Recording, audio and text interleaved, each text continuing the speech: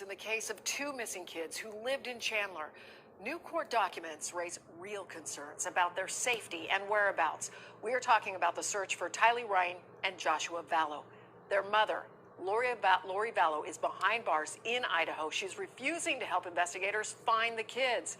And these new court documents, they are bizarre. Our chief investigative reporter, Morgan Lowe, has been on this case from the beginning. And Morgan, bizarre actually seems like an understatement here. Yeah, Chris, it sure does. If you believe what's in these court documents, Lori Vallow believed her children were possessed and that they turned into zombies. 17-year-old Tylee Ryan and 7-year-old Joshua Vallow missing since September. Their mother, Lori Vallow. Lori, where are your kids? And stepfather, Chad Daybell, refused to say where they are. This could be taken care of very easily.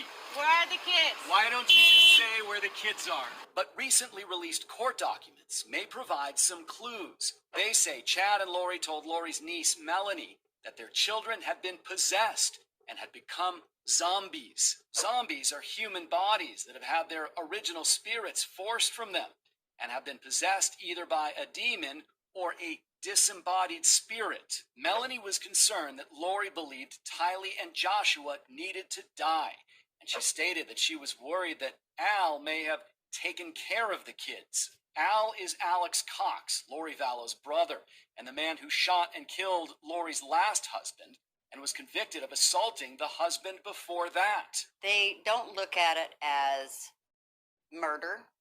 They're looking at it as saving people that they care about. Jessup is describing how Lori and Chad might justify this. They believe, as the court document stated, that they believed their children had turned into zombies, so it was their duty to kill them. She says it's a familiar playbook. The words might be different, but this is cult behavior. And she knows something, because years ago, she escaped from Warren Jeff's polygamous cult. I mean, I read it, and I'm just like, okay, here we go again. Because it's, to me, it's all stuff I've heard before. And those documents were filed in a child custody case involving Lori Vallow's niece, Melanie. Melanie's new husband apparently had the language that he was hearing, so he wrote everything down, and that ended up in these documents filed in court. Chris? And you hear that language, and it is so alarming. But is there anything in there that specifically states that Lori, Chad, or Alex, that any of them killed the children?